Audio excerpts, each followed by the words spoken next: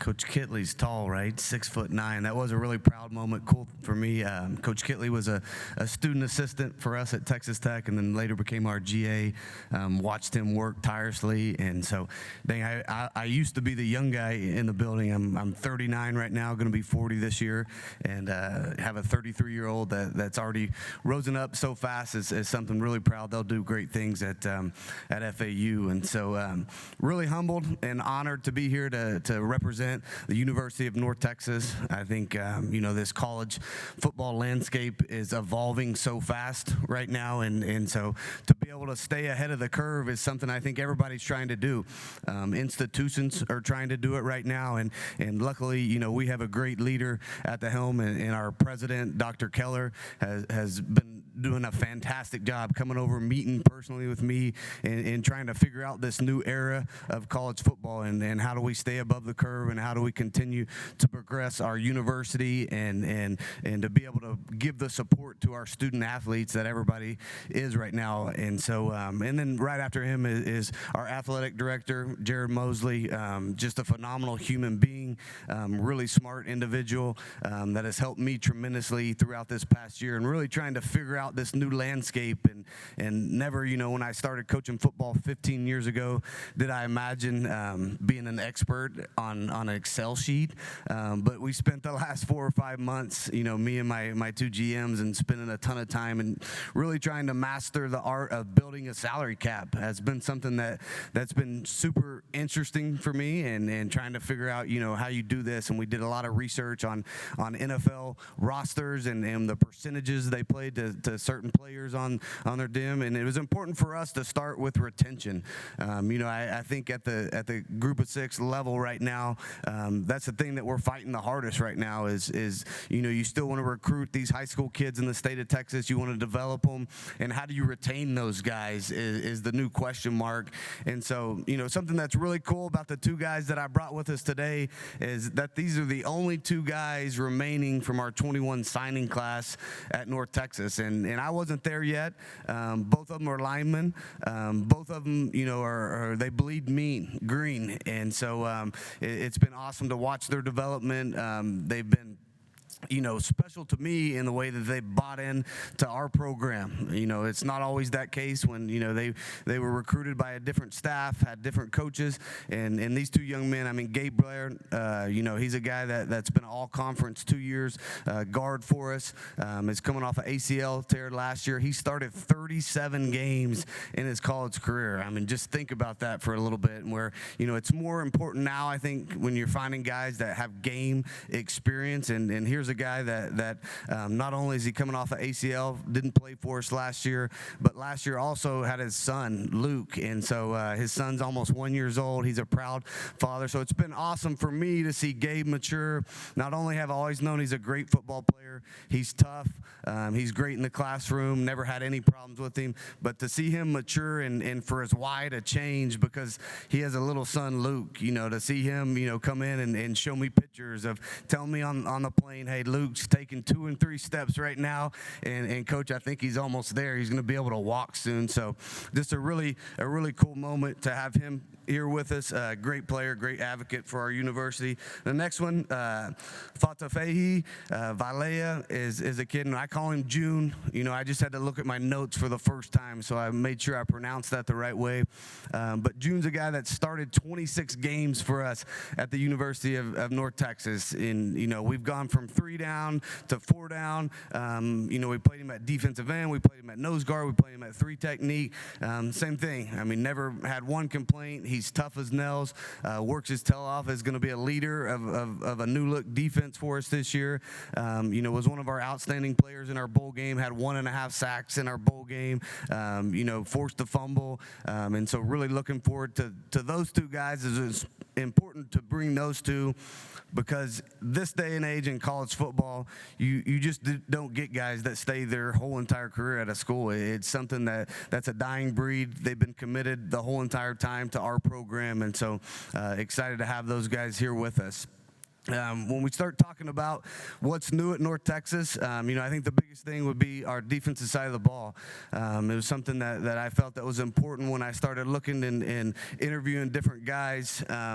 Coach Kyler Cassidy kept popping up as being a top 20 defense in a lot of different categories. And one of the categories that I think is really important is the stop rate. And he was the 8th in the country this year, I think at a 74% stop rate. A young guy, but a guy that I had some familiarity with. He was also a GA for us at Texas Tech. His dad was a defensive coordinator in college football for over 30 years. He grew up around the game. He lives it. He breathes it.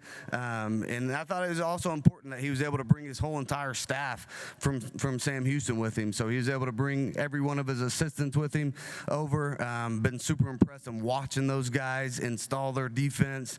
I think we get more summer access to these guys now. And so when you have such an influx of new players in the transfer portal, but at the same token, we were able to bring 6 of his starters over with us, guys, that started 11 plus games for him a year ago. They understand the defense, the terminology, and have been able to also be, almost coach-like for us on the practice field throughout the course of the summer.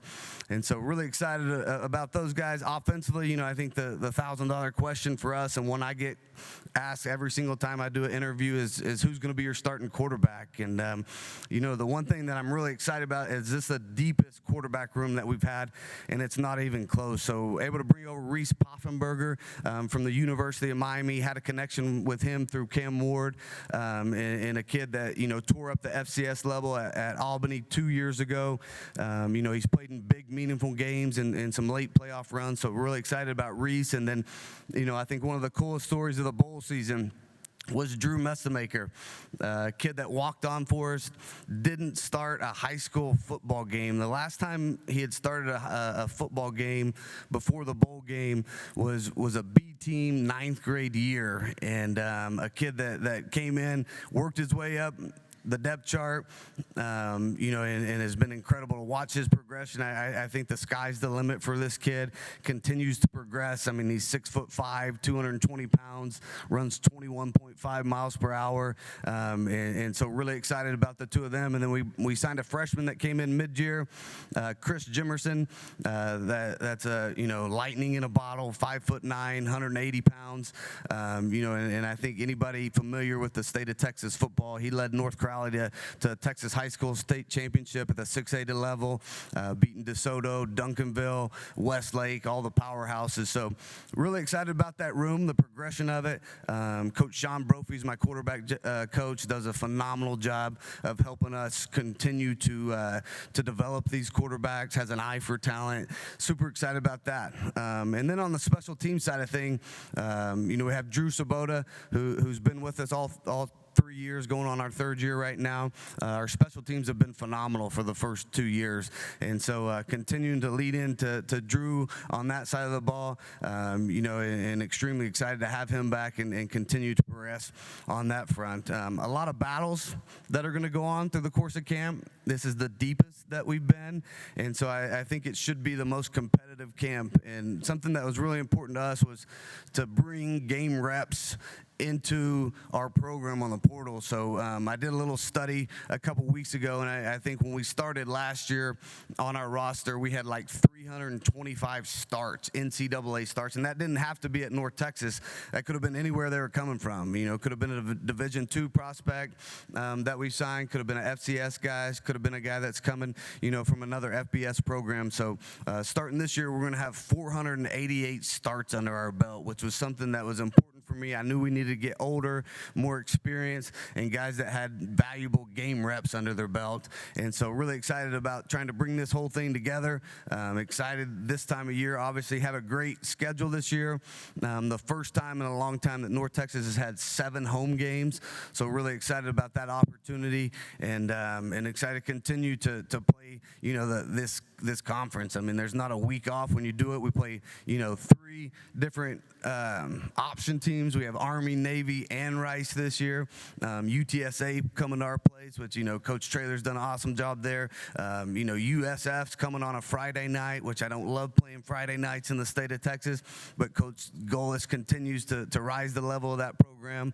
Have Washington State coming in for a non-conference game to our home. So really excited about our schedule this year and getting things kicked off. So with all that said, I appreciate you guys, and on to the first question, I guess. Yes, we have one on the right side, third row. Hey, Coach. Right side over here. Thomas Christopher from the League Winners. How you doing? Fantastic. You doing all right? I'm doing all right, thank you. You guys started off really hot last season, going 5-1. You ran into a little bit of the skid, finishing 1-6, including a close bowl game loss. What inconsistencies from last season are you looking to shore up in 2025 to prevent that skid from happening again? Yeah, no doubt. I think offensively, number one is turnovers. You look back and had an explosive offense. If you look at numbers, which I'm not a huge numbers guy, I mean, there's a bunch of stuff that we're, in the top couple teams in the nation in offense. But that doesn't always turn into winning football games, right? And I turn in every one of those stats to come off on the top end of winning games. And so offensively, he's turning the ball over. And then our red zone offense. I mean, you look at the Army game stats this year at our place. Defense played phenomenal for us against Army. Our first 4 drives, we got inside the 10-yard line and ended up having 3 points off of that. I mean, those are just things you can't do, especially when your opportunities are going to be limited against a team like Army. So I think first and foremost, we got to eliminate turnovers on the offensive side of the ball. And I think it all starts with defending the run on the defensive side. And I think, that's something that's out there, and we know that we have to do a better job. It was important for me this year, I think, changing from a 3-man front to a 4-man front, try to add a little beef in there. And so I think that's going to be the biggest difference is the size that we have on the defensive line, the experience that we brought in. And for us right now on defense, we got to stop the run and earn the right to defend the pass. Coach, next question will come over second row here on the left, and then we'll go back to the right.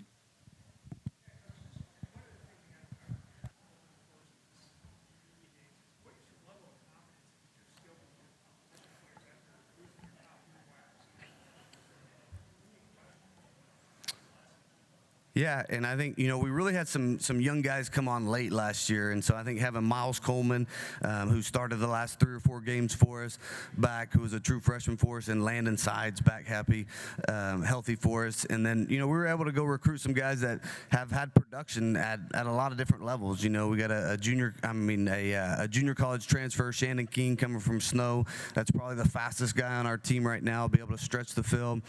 Getting Cam Dorner, who was All-American at Shepherd. Division II school, being able to get Trey Williams, who was All-American at Limestone last year.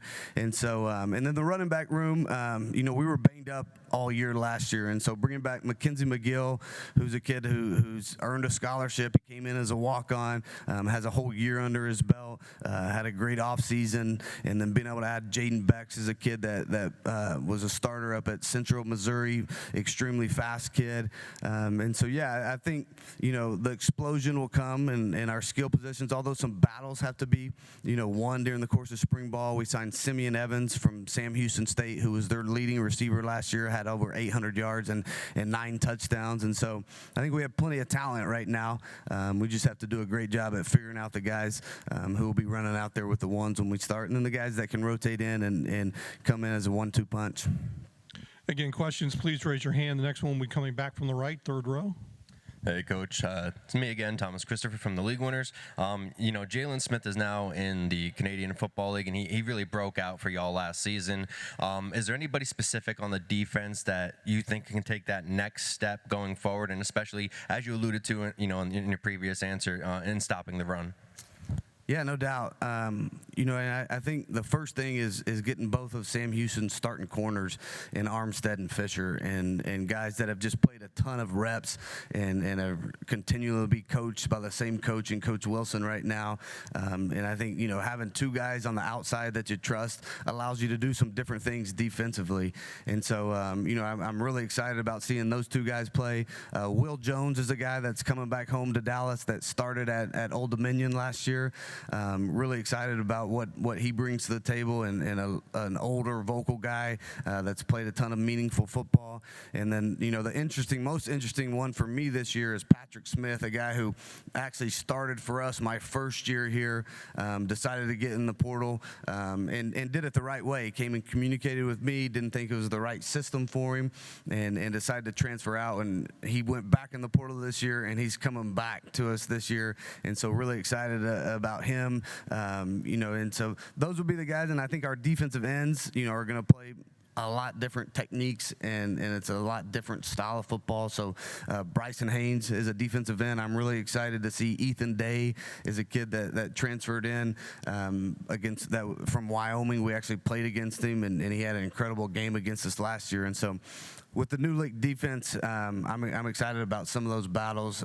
We had a true freshman walk-on that played receiver for us last year, Quentin Hammonds, that ended up starting the last 7 games on defense for us at safety, who played remarkable. We've moved him now to nickel, and is our starting nickel right now. So excited to see him transition to a new position. Any final questions for Coach? Raise your hand. Coach, thanks very much. Good luck. Thank you, guys. We'll have Rice at 10.